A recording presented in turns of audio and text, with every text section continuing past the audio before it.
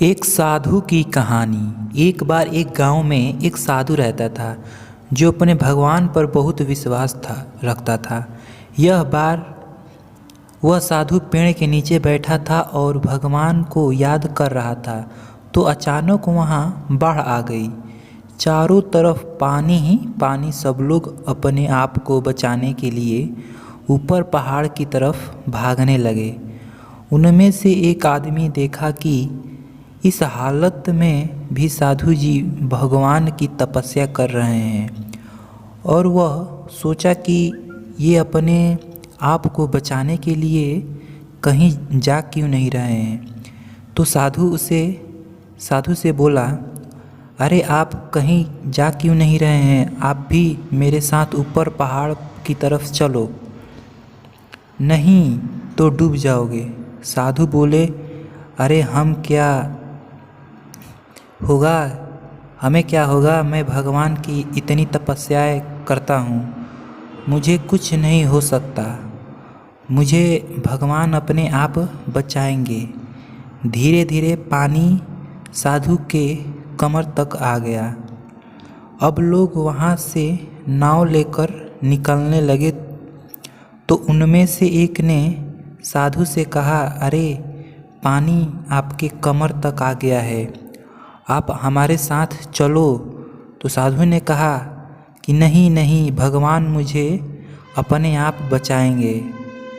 और वह नाव वाला भी वहाँ से निकल गया।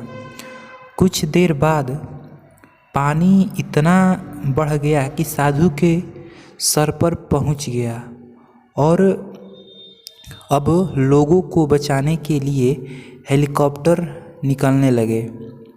एक हेलीकॉप्टर साधु के पास आया, जो कि आखिरी हेलीकॉप्टर था।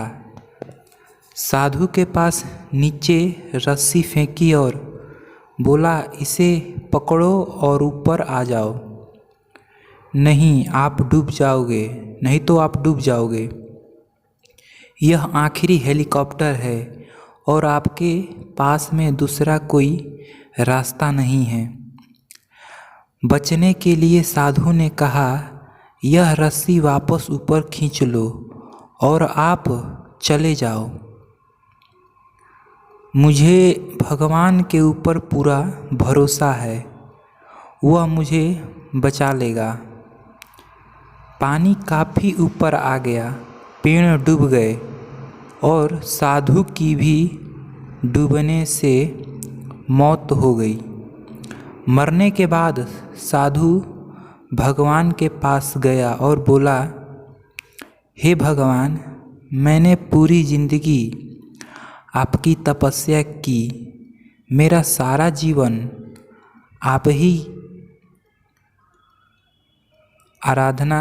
आपकी आराधना करने में लगा दिया, फिर भी इतने भरोसे के साथ इंतज़ार किया कि तुम मुझे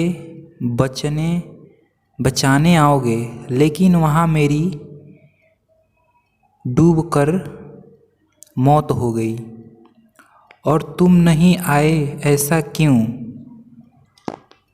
भगवान बोले, मूर्ख इंसान, एक नहीं 3 बार आया था, वो तीनों बार मैं ही तो था। पहला जो पैदल, दूसरा नाव के द्वारा और तीसरा हेलीकॉप्टर के द्वारा, लेकिन तुमने मेरा एक भी अवसर पहचान नहीं पाए। पता नहीं किसका इंतज़ार कर रहा था। इस तरह से जिंदगी में हमें ऊपर वाला बहुत से मौके देता रहता है, लेकिन हम सब उस मौके को ठुकरा कर पता नहीं किस चीज़ का इंतज़ार कर रहे होते हैं कि वो होगा तभी मैं करूँगा, और इस बात पर अड़े रहने से एक वक्त के बाद वो मौका हाथ से निकल जाता है और हम कुछ नहीं कर पाते हैं तो किसी भी अच्छे समय का इंतज़ार मत करो। जो भी करना है आज और अभी से ही शुरू कर दो।